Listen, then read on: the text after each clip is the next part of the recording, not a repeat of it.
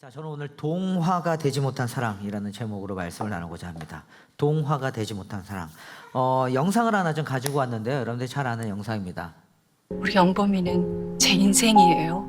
제 걸작이에요. 근데 죄송한데요. 나는 금명이가 안 이뻐요. 정이 안 가요. 이런 집에 기어코 보내셔야겠어요.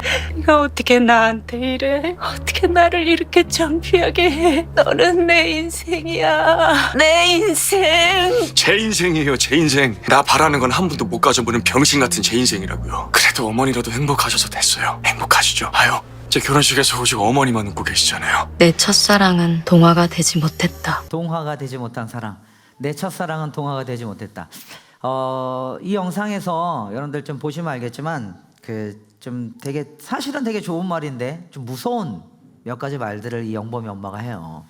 혹시 기억나요? 어떤 거 있을까요? 뭐라 그러냐면 우리 영범이는 제 인생이에요. 제 걸작이에요.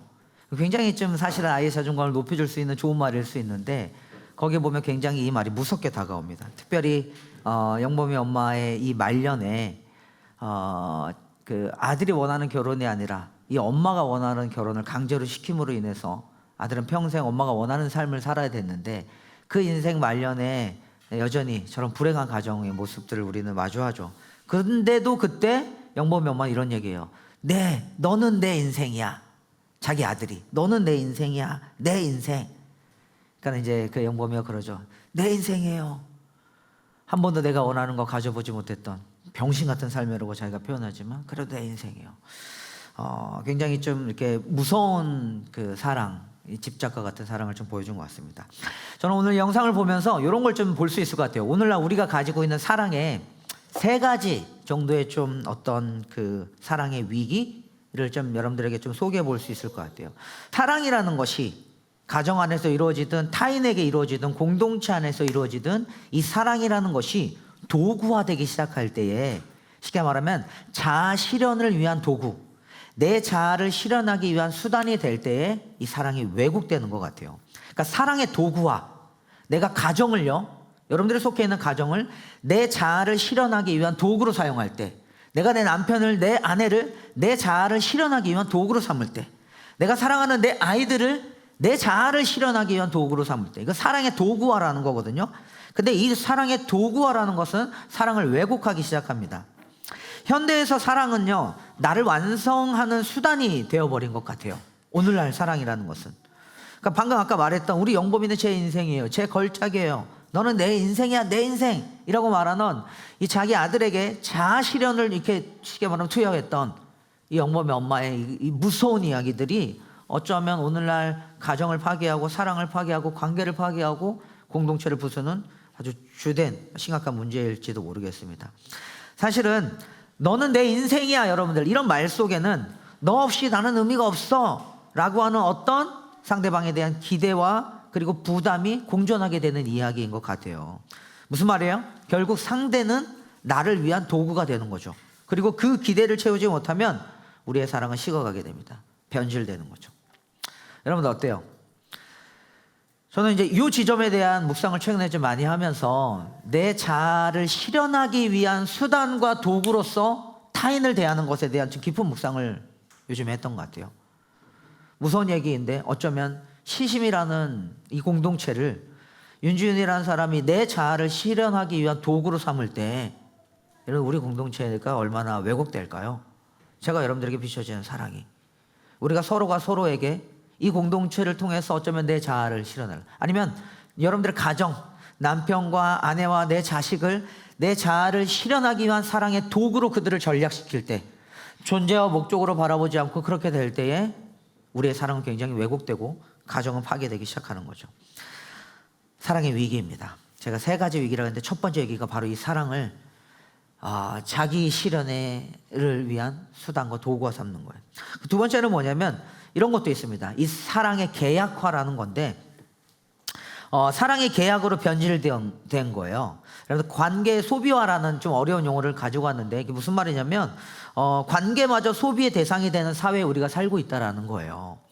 그러니까 소비 사회에서 사람들은 물건처럼 관계도 쓸모 있을 때가 있겠죠. 근데 그때 그 관계를 유지해 가는 거예요. 근데 쓸모가 없는 관계가 되거나 나에게 불편을 주거나 나를 만족하지 못하게 되는 그런 관계가 되면 우리는 물론 압니다. 이렇게 나를 지나치게 죽이는 그 관계가 될 때는 적절한 거리를 유지할 필요가 분명히 있어요. 근데 조금이라도 나를 불편하게 하고 어렵게 되고 또 손익 계산을 해서 나에게 이익이 되지 못한 관계라고 한다면은 너무나 이제 가차없이 끊어버리는 그런 관계, 사랑의 계약화입니다. 관계를 소비하는 거죠. 그러니까 이런 생각을 우리는 하게 돼요. 어느 시점에 내가 이 관계에서 얻는 게 뭐지? 이 관계가 더 이상 나를 행복하게 하지 않으니까 나는 그만해야겠어. 그래서 제가 자주 말씀드리지만 손절이라고 하는 이 단어, 이거 주식 용어 아닙니까? 손절이라고 하는 단어를 인간관계에서 사용하게 되는 거예요. 근데 이게 너무 어떻게 보면은, 그러니까 냉철하게 보면은 나를 보호하기 위해서 벽이 있는 것도 중요합니다. 그러니까 손절을 아예 하지 말라는 얘기가 절대 아닌데 우리는 너무나 쉽게 자기중심적으로 자기의 이익, 이 계산하는 이익의 방식에 따라 관계를 너무나 쉽게 부셔버리는 거죠. 그러면 여러분들 어떻게 될까요? 사랑이라는 것은 헌신이 아니라 그냥 거래가 되는 거예요. 사랑이라는 게. 남편과 아내의 관계도, 부모와 자식과의 관계도, 우리가 타인과 공동체 안에서 서로와 서로의 관계가 그냥 기능적인 파트너십으로 전락하고 마는 겁니다. 조건이 충족되지 않으면 이 계약은 종료되겠죠. 사랑의 관계라는 게. 그러니까 너는 나에게 도대체 무엇을 해줄 수 있어? 라고 하는 질문이 사랑이라는 것을 왜곡시킨다고요. 이 지점을 고민해 봐야 돼요. 여러분 언제 이런 질문들을 많이 하는 줄 아세요? 자식들이 부모에게 많이 서운한 어느 시점에 부딪혔을 때 엄마가 나에게 해준 게 뭐야? 또는 부부간의 관계에서 평소에는 괜찮아. 근데 한 번씩 말실수할 때가 있죠. 욱해서 올라오는 어느 시점에 내가 당신한테 한 게 얼만데 당신이 나에게 해준 게 뭔데? 사실은 이제 마음에도 없는 소리를 인지는 모르겠지만 이렇게 정으로 이렇게 때린다고 표현하죠. 근데 이제 이게 어쩌다 나오는 말이면은 그래요. 우리의 관계 속에서 나오는 말일 수 있지만 진짜 진심이 그런 어떤 계약적 관계에서 너는 나에게 무엇을 줄 수 있는가라는 질문을 주고받는다면 사랑이 왜곡되겠죠. 서로 아픈 겁니다. 무슨 말이에요, 여러분들? 남편과 아내는 서로 헌신하는 존재가 되는 게 아니에요. 서로의 필요를 충족시켜주는 그냥 기능적 파트너십만 가진 그런 관계가 되는 겁니다. 그게 오늘날 사랑의 두 번째 위기예요. 그럼 세 번째 얘기는 뭐냐? 좀 기독교 공동체이기 때문에 이런 얘기도 좀 해볼 수 있을 것 같아요. 무슨 말이냐면 여러분들 지난주에 들었던 말씀이 모세와 십보라의 이야기였어요. 기억납니까? 근데 그들의 가정에 심각한 문제가 있었는데 문제의 핵심이 뭐냐면 언약을 떠났다는 거였어요. 신앙을 떠나버렸다는 겁니다. 근데 여러분들 언약을 떠나고 신앙을 떠나버리면 신앙인과 언약이 내 삶의 주변부로 밀려날 때 가지게 되는 심각한 문제들이 있는 겁니다. 그러다 보니까 온전한 사랑을 하지 못하게 되는 거예요. 사랑이 왜곡되는 거예요. 왜 신앙은 삶의 주변부로 밀려나는가? 어떻게 보면 현대문화의 영향일 수도 있습니다. 우리는 자기를 실현하는 시대에 살고 있어요. 그 다음에 자기 결정과 자신의 감정이 우선이라는 시대에 살고 있습니다. 이런 문화 속에서 성경은 뭘 말하고 있냐? 자기 부인을 말해요. 하나님 중심을 말하는데 이런 것들이 불편하고 거슬리는 거죠. 물론 이제 교회 공동체에 있는 사람들은 이 지점을 놓고 씨름하고 고민하겠지만 교회 바깥에 있는 사람들이 이 하나님을 떠났기 때문에 하나님을 밀어내고 이 신앙과 언약이라고 하는 것들을 이렇게 내 삶의 주변부로 밀어낸 상태에서 자기 부인과 하나님 중심적인 삶을 사는 게 아니라 자기를 실현하고 자기를 결정하고 자신의 감정이 우선이라는 것에 취하다 보니까 쉽게 말하면 그의 삶의 사랑이 왜곡되기 시작하는 겁니다. 또 뭐가 있냐면요, 이런 것도 있어요. 소비주의적인 종교 태도. 이게 뭐냐면 신앙조차도요, 여러분들 기독교적인 이 신앙, 우리가 주일날 모여지는 이 신앙조차도 우리는 이런 고민을 합니다. 이것이 나에게 유익한가? 이것이 나에게 위로가 되는가? 내가 원하는 것을 주는가? 근데 여러분들 보세요. 이것도 왜곡이에요. 내가 원하는 것을 주는가? 한번 가만히 생각해 보세요. 우리가 그런 마음으로 신앙생활을 해야 될까?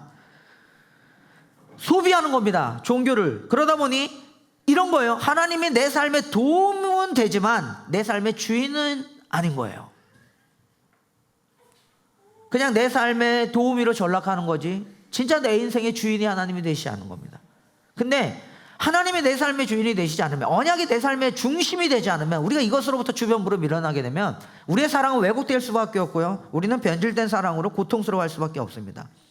특별히 가정과 교회의 구조적 약화라고 하는 것들도 이야기해 볼 수 있어요. 가정에서 신앙이 이야기되지 않고 교회에서 삶과 신앙을 연결하는 이런 훈련이 약화될 때에 신앙은 곧 여러분들 지난주에 함께 나눴던 말처럼 그 언약이라는 것이 점점 우리 가정의 중요한 정체성이 아닌 그냥 내 삶의 배경으로 남게 되는 거죠. 문제가 되겠죠. 예배와 기도가 가정의 중심에 있지 않으면 언약의 사랑은 유지되지 못한다는 거예요. 뭐예요? 세 가지를 잃어버렸습니다. 사랑이 세 가지 위기를 경험한 거예요. 첫 번째는 사랑이 자기 실현의 도구, 사랑의 도구화. 두 번째는 이 계약적 사랑을 추구하는 것들. 세 번째는 우리의 삶에 이 신앙과 언약이 주변부로 밀려나다 보니까 왜곡된 사랑을 반복한다는 거죠. 그럼 여러분, 복음은 뭐라고 말할까요? 복음은 사랑과 그다음에 타인과의 관계와 이 가정이라고 하는 것이 자아 실현의 도구가 아니라고 이야기합니다. 명확하게 이야기해요. 성경은요, 여러분들 이렇게 얘기하는 것 같아요. 공동체 안에서 자아를 발견하게 합니다. 그러니까 자아 실현과 자아 발견이 좀 다른데, 그죠? 자아를 실현하는 것과 나를 발견해 나가는 것이 좀 달라요. 근데 성경이 말하는 것은 우리가 공동체 안에서 우리라고 하는 자아를 발견할 수 있다고 말하는 것 같아요. 실제로 그런 어떤 그 공동체적인 서사, 공동체적인 어떤 이야기 속에서 한 인간의 어떤 정체성이 정의 내려진다고 주장했던 철학자들도 있습니다. 예를 들어서 아리스토텔레스는 인간은 사회적 동물이라고 그랬죠. 그 아리스토텔레스의 덕윤리를 이어받은 현대 철학자 중에 알레스터 맥킨타이어라고 하는 철학자도 있어요. 그 사람들도 공동체적인 윤리를 추구했습니다. 근데 그 다음에 이어지는 게 예를 들어서 여러분들 정의란 무엇인가 아시죠? 마이클 샌델이라고 하는 정치 철학자도 있어요. 근데 이 사람들이 다 뭘 얘기하냐면 한 인간은 공동체적인 맥락을 떠나서는 설명할 수 없다. 그 인간이 자기 다움을 발견하려면 공동체 안에서 발견할 수 있다라는 것들을 주장하는 사람들이에요. 근데 오늘날에 지극히 개인주의적인 사람들이, 개인적인 것들을 추구하는 이 사람들이 개인이 홀로 목적을 설정하고 나 혼자서 자신의 존재 이유를 찾고 추구하는 어떤 이런 방식으로 살아내요. 근데 성경이 말하는 것은 그렇게 찾는 것이 아니라 공동체적인 관계 속에서 내 자를 찾을 수 있는데, 특별히 하나님이 주신 이 소명이라고 하는 것을 건강한 기독교 공동체 안에서 또는 건강한 신앙 공동체 안에서, 가정 안에서 찾아내고 발견해 나갈 수 있다라는 것을 이야기해요. 이 점이 굉장히 중요해요. 근데 여러분들 보세요. 그렇게 본다면 가정은, 그리고 공동체는, 나와 타인과의 관계는 자아 실현을 이뤄내는 곳이 아니라 하나님 안에서 자아를 발견하고 형성해 나가는 곳이 될 수 있는 거예요. 어렵나? 좀 쉽게 설명할게요. 옆에 사람들 봐봐요. 그 그룹 안에서 옆에 사람 봐. 얼굴 한번 봐봐. 보세요. 눈을 마주쳐봐. 뻘쭘하겠지만 나를 보지 말고 서로 보라고. 꼬라보지 마시고. 여러분, 서로 보고 있는 그 상대방이 나라고 하는 자아를 찾아갈 수 있도록 도와주는 사람이라고요. 발견하고 나를 형성해 나갈 수 있도록 만들어주는 사람이라고요. 유리야, 소리랑 이렇게 같이 지내면서 너희들은 많이 싸웠니? 안 싸웠니? 안 싸웠어? 좀 애틋한 이렇게 그 자매였다고 얘기하더라고, 그지? 내가 자라온 내 자매하고와의 어릴 때부터의 삶을 쭉 유추해 보면은, 한번 비교해 보면, 어쨌든 사랑을 주고받고 용서를 주고받고 서로 뭔가 재밌는 일을 하고 나름대로 이 모든 삶과 이야기 속에서 자기라고 하는 자아가 형성되어지는 거야. 그렇지 않아요? 그러니까 우리는 타인을 떠나서는 나라고 하는 자아를 발견하기가 쉽지 않다라는 거죠. 근데 이게 더군다나 건강한 기독교적인 가정과 기독교적인 공동체 안에 있다면 그들은 서로 뭘 배우겠어요? 용서라는 덕목을 배울 때, 사랑이라는 덕목을 배울 때, 인내라는 덕목을 배울 때, 하나님의 신적 성품을 배울 때, 쉽게 말하면 이 건강한 가족 공동체 안에서, 신앙 공동체 안에서 자기 자아를 형성해 나갈 수 있는 그런 어떤 배경이 된다는 거예요. 이게 굉장히 중요합니다. 그렇지 않아요, 여러분들? 그러니까 그런 거예요. 시윤이, 소윤이도 서로 최근에 엄청 이제 그 자기 물건에 대한 집착이 강해졌죠. 그 물건에 대한 집착이 강해졌는데 그걸 가지고서는 친구들이 왔을 때, 심지어는 집안에 있다 보니까 시윤이, 소윤이가 서로, 그러니까 쌍둥이잖아요, 여러분들. 그래서 엄마가 스티커에 이름을 다 붙여놨어. 확실하게 자기 것들을 표현해주면서. 그래서 이제 이게 헷갈리지 않도록. 그러다 보니까 맨날 싸우는 게 하루에도 10번씩 싸워요. 이게 내 건데 시윤이가 가져갔어. 이게 내 건데 소윤이가, 내가 먼저 했는데 소윤이가, 자기 소유에 대한. 근데 여러분들 그런 다툼과 싸움을 보면서 아이고 얘네들이 승질을 못했다 이런 것만 보는 게 아니라 그 지점에서 얘네는 뭘 배워요? 용서하는 것을 배워요. 서로 나누는 것을 배워요. 함께 가지고 노는 것을 배워요. 그러니까 이 문제적인 상황을 놓고 봤을 때 얘네들의 성격이 형성되어지는데, 그때 부모로서의 어떤 건강한 교육과 가르침들이 그리고 이 가정 안의 분위기가 이 아이의 자아를 신적 성품을 닮아가는 자아로 만들어가는데 형성해 나간다고요. 그러니까 이게 가정이 가져야 될 굉장히 중요한, 쉽게 말하면 자아 실현의 도구로서의 가정이 아니라 나라고 하는 자아를 발견해 나가고 형성해 나가는 가정으로서의 좋은 건강한 의미를 가진다고요. 우린 다 그렇게 자라왔습니다. 그 지점에서 중요한 두 가지가 있어요. 이 가정이 건강한 자아를 형성하는 것에 있어서 중요한 두 지점이 있는데, 첫 번째는 뭐냐면요, 우리는 자기 부인이라는 것을 배웁니다. 아까 자아 실현이라는 것을 이 세상은 말한다 그랬잖아요. 그러니까 자아를 실현하지 말라는 얘기가 아닌데, 자아를 어떻게 실현하느냐, 나라는 자신을 어떻게 발견하느냐. 기독교의 가르침은 첫 번째는 자기 부인이에요. 자기를 부정하는 거예요. 그러니까 가정이라는 곳이 나를 위한 공간이 아니라 이 가정 안에서 자기 중심성을 해체합니다. 한 아이가 태어나서 경험하는 첫 번째 사회이죠. 그 사회 안에서 우리는 내 욕심으로 모든 걸 하고자 하는, 내 욕망을 모든 걸 투여하고자 이런 게 아니에요. 아까 영범이와 그 엄마의 관계를 보세요. 사실은 그 지점에서 아들이 아파하고 힘들어하는 이 지점을 보면서 이 가정에는 갈등이 일어났죠. 이 일어난 갈등 안에서 그들은 자기를 부정하는 법을 배웠어야 됐어요. 근데 이 엄마는 끝까지 자기를 실현하려고 했고, 결국에는 영범이라고 아들을 죽여버린 겁니다. 그 존재를 완전히 짓밟은 거예요. 근데 이런 식으로 자아를 발견하고 실현할 수 없는 거예요. 기독교 안에서 자아 실현은 뭐냐면, 이 부딪힘과 이 관계 속에서 뭐예요? 자기를 부정하는 겁니다. 나를 죽이는 거예요. 자기 중심성이라는 것을 해체하는 것입니다. 그러니까 지난주에도 얘기했죠. 모세와 시보라라고 하는 도저히 맞지 않는 사람들이 만나서 부부가 되었다고요. 그 가정에서 언약이라고 하는 것이 그 가정의 중심이 된다는 건 뭐예요? 하나님의 말씀 안에서 자기 중심성을 해체하는 거예요. 내가 하나도 맞지 않는 내 남편과 하나도 맞지 않는 내 아내와 같이 살면서 한편으로는 부딪히는 그 지점에서 뭐예요? 우리는 갈등이 일어날 수 있겠죠. 싸움이 일어날 수 있겠죠. 근데 그때 뭘 봐야 되냐면, 자아를 실현하는 게 아니라 자기 중심성을 해체해야 된다고요. 그러면서 하나님의 약속을 붙잡는 겁니다. 예수께서도 자기를 부인하고 제자를 부르셨듯이, 자기 부인과 함께 제자를 부르셨듯이 가정에서도 자기 포기의 자리를 배우는 것이 굉장히 중요한 것 같아요. 또 하나, 이 가정 안에서 두 번째는 뭘까요? 이런 거예요. 하나님 중심의 삶을 훈련하는 거룩한 자리. 제가 아까 얘기했죠. 이 두 가지와 대조했던 것 같아요. 이 세상은 자기를 실현하고 자신의 감정과 개인의 의사들을 굉장히 중요하게 생각하는 건 맞는데, 가정 안에서 우리가 배워야 될 것 첫 번째는 자기를 부인하고, 동시에 또 하나가 뭐냐면요, 하나님을 중심에 두고 자신의 삶을 훈련하는 거예요. 참된 자아는 여러분들 하나님의 형상 안에서, 그리고 하나님의 관계 속에서 형성되어집니다. 아멘? 아멘? 나라고 하는 존재는 그 안에서 형성되어져요. 가정은 말씀과 기도 속에서 하나님을 중심에 두는 훈련의 장이 되어야 되는 거예요. 여러분들, 이게 가정 안에서 이루어져야 됩니다. 남편들이요, 지금 힘있게 이 지점을 좀 붙잡으시길 바라요. 뭐예요? 그럴 때 가정 안에서 하나님 중심의 삶이 훈련되어질 때에 우리는 사랑을 배울 수 있고요, 인내와 희생 속에서 나라고 하는 자신을 재발견하게 됩니다. 늘 무너지는 나를 부끄럽게 여길 수 있어야 돼요. 늘 욕심 많고 나를 실현하려고 하는 이 어떤 자기의 욕망 때문에 부셔지는 이 관계 앞에서, 깨지는 이 관계 앞에서 하나님의 약속 안에서 나 자신을 재발견할 수 있어야 됩니다. 주님의 약속과 성품에 참여하는 자가 돼야 되는 거예요. 여러분들, 이게 자아를 실현하는 가정으로서가 아니라 자아를 발견하는 가정으로서의 가져야 될 두 가지 중요한 요소입니다. 뭐라고요? 자기 부인과 다시 한번 하나님 중심. 지난주에 했던 얘기예요. 언약을 중심으로 회복하라고요. 일어서는 것입니다. 그 삶을 훈련하는 거룩한 자리예요. 저 보세요, 여러분들. 한번 생각해 보세요.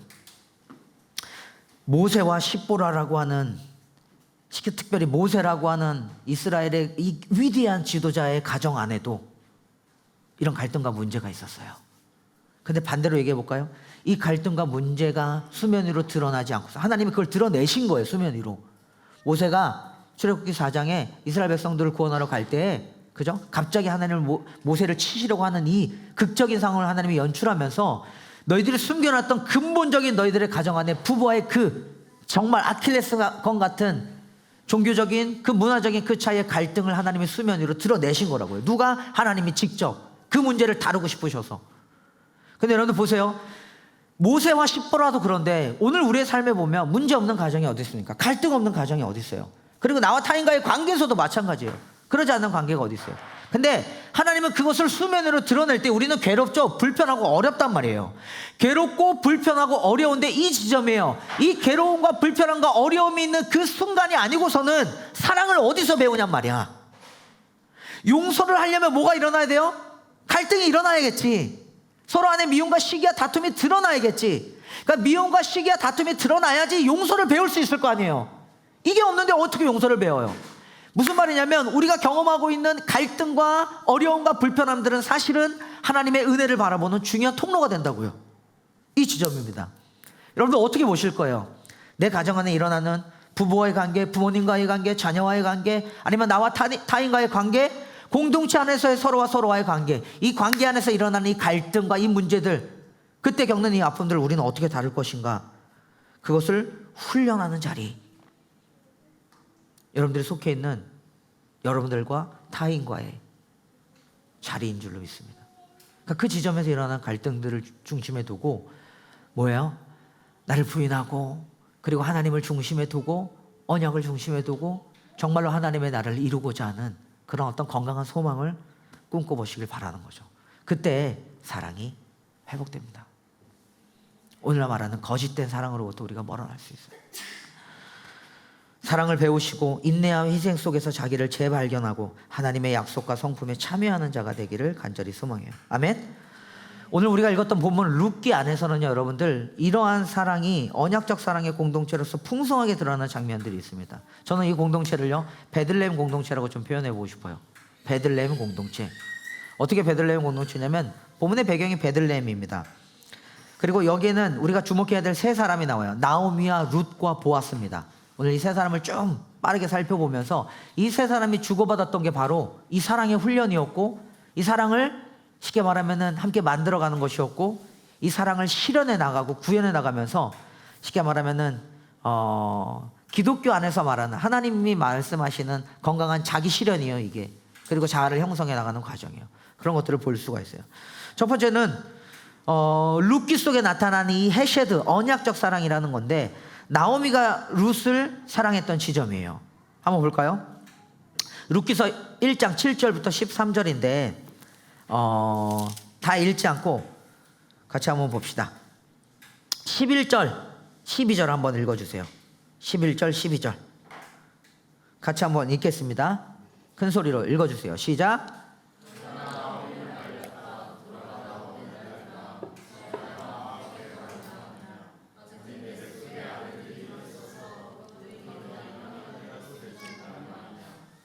돌아가다오 내 딸들아, 제발 돌아가거라. 재혼을 하기에는 내가 너무 늙었다. 설령 나에게 어떤 희망이 있다거나 오늘 밤 내가 남편을 맞아들어 아들을 낳게 된다 하더라도 13절도 읽어주세요. 시작. 너희가 그것들을 클 때까지 기다릴 셈이냐. 아사라 내 딸들아, 내 마음이 너무 괴롭구나. 주님께서 손으로 나를 치신 것이 분명하다. 자, 여러분들 보세요. 여기에는 이 며느리를 향한 시어머니의 정말 애틋한 사랑이 들어가 있습니다. 그러니까 고대 사회에서 지난주에 했던 설교예요. 과부는 얼마든지 사회적으로 보호받지 못하고 경제적으로 어려워서 죽을 위해 처한 사람들이라고 했어요. 여기는 여러분들 이 룻기의 배경 아시죠? 제가 많이 얘기했습니다. 나오미는 이미 남편을 잃었습니다.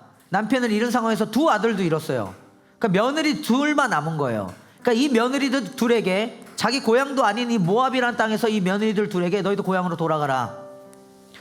돌아가라. 여러분들 11, 12절에 돌아가라는 말이 몇 번이나 나오는 줄 아세요? 자그마치 3번 이상 나옵니다. 3번이나 나와요. 돌아가라, 돌아가라, 돌아가라. 쉽게 말하면 이 며느리들에게 자유를 주는 거예요.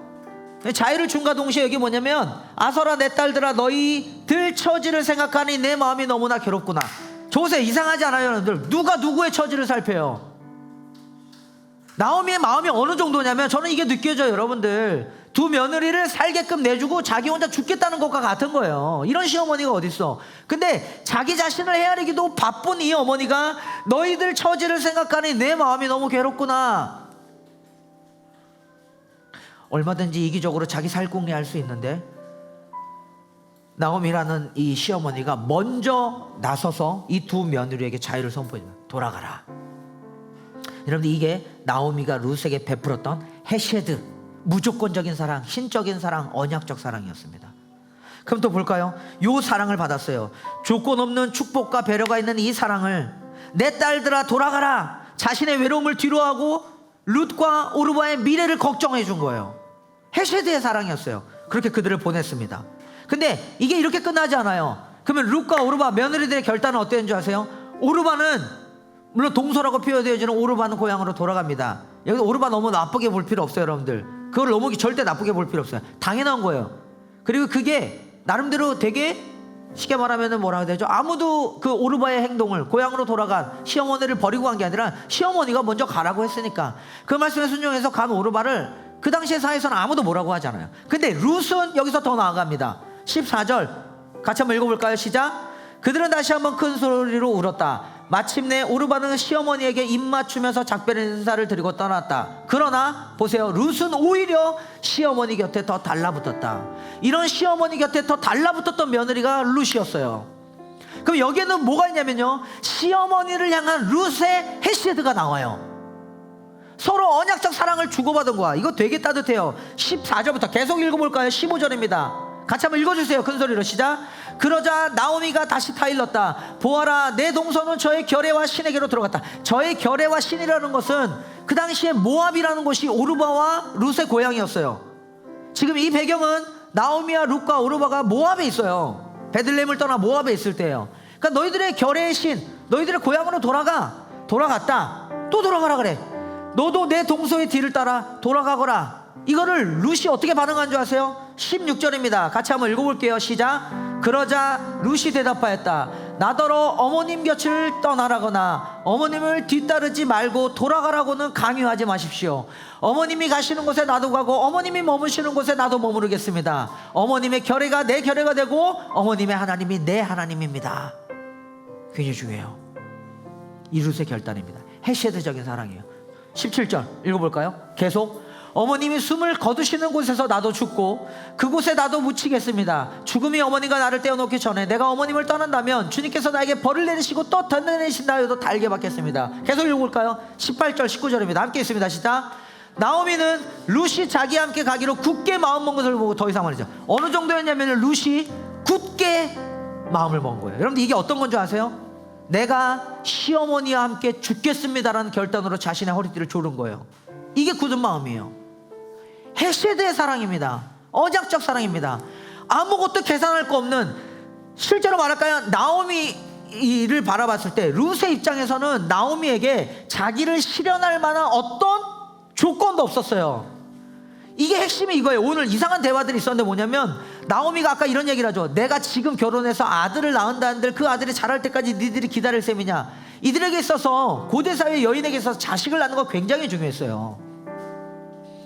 그러니까 그런 어떤 새로운 어떤 남편을 맞을 거라는 기대감도 없어요. 단순히 돈, 출세, 성공 이런 측면이 아니야. 그 당시에서는 이 한 여인으로서 자기 다움을 발견하는, 자아를 실현하는 가장 중요한 덕목 중에 하나가 아이를 낳는 것이었는데 자기 시어머니 나오미는 이미 과부예요. 그리고 다 늙었어요. 그러니까는 그것에 대한 어떤 기대도 온 거예요. 뭐예요? 룻이 지금 뭘 포기한 건지 아세요? 그 어떤 기대와 조건들을 뛰어넘어서 무조건적인 사랑으로 나오미를 위해 죽기로 결심하고 뛰어든 거라고요. 저는 이 7절부터 19절에 룻과 나오미의 이야기에 가장 아름다운 한 구절을 꼽으라면 개인적인 겁니다. 다음 구절입니다. 19절 한번 읽어볼까요? 시작. 그 두 사람은 길을 떠나서 베들레헴에 이르렀다. 저 보세요. 저 구절. 이 두 사람이 함께 길을 떠나서 베들레헴에 이르렀다. 여러분, 이건 사랑의 여정입니다. 이게 사랑의 여정이에요. 저 보세요. 여러분들 뭘 배우시겠어요? 결혼기념을 앞두고 또는 나름대로 결혼식 옛날에 어떻게 결혼했는지 생각해보면 막 정신없이 그냥 해치웠잖아. 근데 그때 여러분들 부부가 함께 행진하면서 우리가 어떤 사랑의 관계로 이어갈 것인가, 사랑의 여정을 떠난 거예요. 그때 우리는 자기를 실현하기 위해서 내 남편을 도구로 삼고, 나라고 하는 존재를 실현하기 위해서 내 아내를 도구로 삼고 수단을 삼아서 어떤 우리 가정을 일구고자 하는 이런 목적을 가졌던 게 아니라 오히려 내가 나 자신을 희생함으로 인해서, 조건 없는 사랑으로 그를 끌어안고 품에 안음으로 인해서 하나님의 나라를 이루고자 하는 소망을 다 가지지 않았냐 이거죠. 생각해 보세요. 우리 하나님의 어떤 사랑을 배워야 될까요? 이 지점이에요. 두 사람은 길을 떠나서 베들레헴에 이르렀다. 너무 아름다운 사랑이에요. 하나 더 읽어볼까요? 그럼 이게 보세요. 나오미와 룻이 주고받은 헤세드의 사랑입니다. 근데 제가 베들레헴 공동체라 그랬죠. 이 공동체는 또 다른 한 사람의 주인공이 나옵니다. 보아스라는 사람이에요. 룻기 2장 11절 12절 지난번에 했던 설교 내용인데 같이 한번 읽어봅시다. 시작. 보아스가 룻에게 대답하였다. 남편을 잃은 뒤에 댁이 시어머니에게 어떻게 하였는지를 자세히 들어서 다 알고 있어. 댁은 친정 아버지와 어머니를 떠나고 태어난 땅을 떠나서 엊그제까지만 해도 알지 못했던 다른 백성에게로 오지 않았소? 룻의 이야기를 나오미가 보아스가 다 알고 있습니다. 12절입니다. 함께 있습니다. 시작. 댁이 한 일은 주님께서 갚아주실 것이요 이제 댁이 주 이스라엘의 하나님의 날개 밑으로 보호를 받으러 왔으니 그분께서 댁에게 넉넉히 갚아주실 것이요. 무슨 말이냐면 이 나오미, 보아스 그리고 이렇게 룻, 특별히 룻이 보리 추수 기간에 이삭을 죽고 살고 있던 그 신세를 보아스는 알고 그의 뒷이야기를 알고 그를 보듬어 안습니다. 근데 여러분 보아스가 룻을 어느 정도까지 끌어안는 줄 아세요? 원래 친족이에요. 엘리멜렉의 친척. 그 당시에서는요 이 친족이 예를 들어 나오미가 남편을 잃었잖아요. 자식도 잃었잖아요. 그러면은 기업 물을 자라 그래서 이 씨를 이어주기 위해서 친족이 대신 결혼하는 경우가 있었어요. 그러나 그것조차도 이 친족이 먼저 했어야 됐는데 보아스가 그걸 위해서 움직입니다. 누구를 취하냐면 룻을 아내로 맞아들여요. 근데 이 맞아들이는 과정에서 룻기서는 4장에 이런 구절이 있어요. 4장 10절 띄워줘 보세요. 제가 보니까 4장 10절 말고 9절부터 읽어야 돼. 9절을 안 갖고 왔는데 9절은 제가 읽어줄게요. 10절은 같이 보시고 잘 들어보세요. 이 기업 물을 자라 그래서 보아스가 룻이라고 하는 이 친척을 자기의 아내로 맞아들이는 과정에서 이런 이야기를 합니다. 9절에 보면요 이래요. 10절 앞에 그러자 보아스가 원로들과 온 마을 사람들에게 선언하였다. 여러분은 오늘 이 일의 증인입니다. 나는 엘리멜렉이 가지고 있었던 모든 것과 기럨과 말론이 가지고 있던 모든 것을, 여기서 기럨과 말론이 룻과 오르바의 남편이에요. 쉽게 말하면 나오미의 아들들. 기럨과 말론이 가지고 있던 모든 것을 나오미의 손에서 사겠습니다. 이 의미가 어떤 의미인지 알아요? 보아스가 너희들이 잃어버린 모든 것들을 내가 사겠다 라고 하는 것을 이어받는 거예요. 그리고 10절입니다. 같이 한번 읽어볼까요? 시작. 나는 말론의 아내인 모압 여인 룻도 아내로 맞아들여서 그 유산이 고인의 이름으로 남아 있도록 하겠습니다. 그렇게 하여 고인의 이름이 그의 고향 마을에서도 끊어지지 않고 친족들 사이에서도 끊어지지 않도록 하겠습니다. 여러분은 오늘 이 일의 증인입니다. 보아스의 사랑이에요. 이 친족에서 이 관계들이 끊어질 거와 그들을 보면. 근데 여러분들 이 사랑이 뭘로 이어지는 줄 아십니까? 보아스가 누구예요?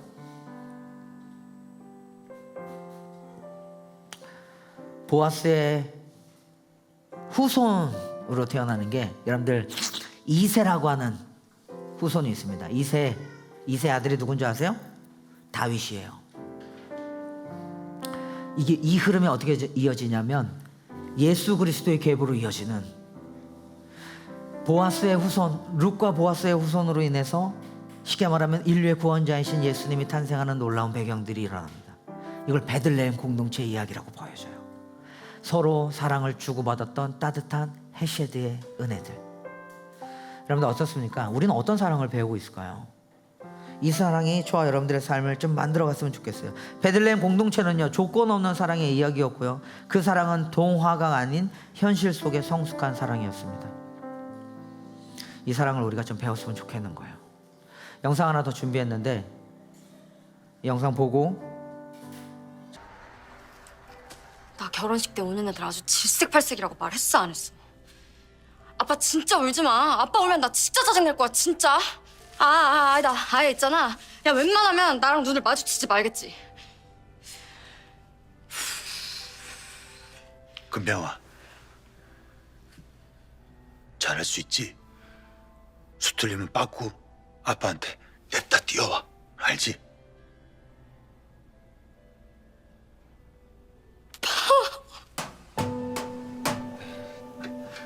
진짜 먹을 수 있어? 아니다 싶으면 빠꾸 냅다 퇴해. 알지? 금명이 학교 갈 수 있어? 갈 수 있어. 그럼 일단 갔다가 아니다 싶으면 빠꾸 냅다 집으로 뛰어와. 알지? 아빠 집에 있어. 응? 응. 1등 안 해도 되니까 못하겠으면 빠꾸, 자빠지면 아빠한테 냅다 뛰어와. 아빠 내일 뒤에 있을게. 알지? 금병아, 잘 찍을 수 있지?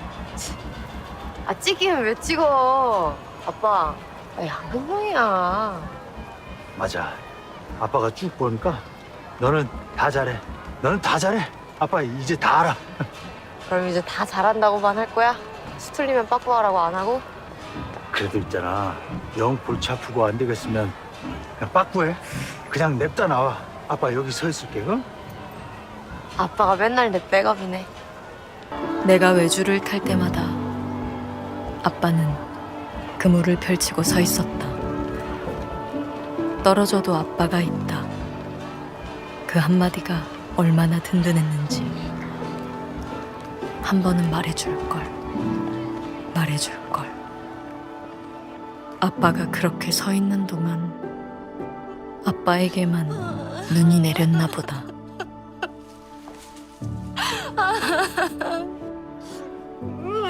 아빠 여기 있어. 그러니까 다 너 하고 싶은 대로 해. 너 하고 싶은 대로. 아빠의 겨울에 나는 녹음이 되었다. 그들의 푸름을 다 먹고 내가 나무가 되었다. 되게 이렇게 기억나는 대사가 하나 있어요. 뭐냐면 아빠의 겨울에 나는 녹음이 되었다. 그들의 푸름을 먹고 내가 나무가 되었다. 오늘 두 개의 영상을 보여줬어요, 여러분들. 첫 번째 영상은 자기 자녀를 잘 실현하기 위한 도구, 사랑의 도구화로 삼아서 완전히 무너진 한 가정이 있고요. 또 다른 한 가정은 그거예요. 수틀리면 빠꾸해라고 하는 이 무조건적인 부모의 사랑이거든요. 이게 헬시대의 사랑과 굉장히 같은 것 같아요.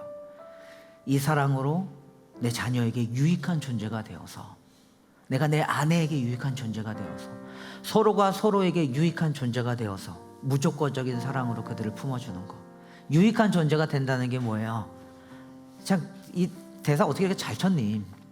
아빠의 겨울에 내가 녹음이 되었다. 그들의 푸름을 먹고 내가 나무가 되었다.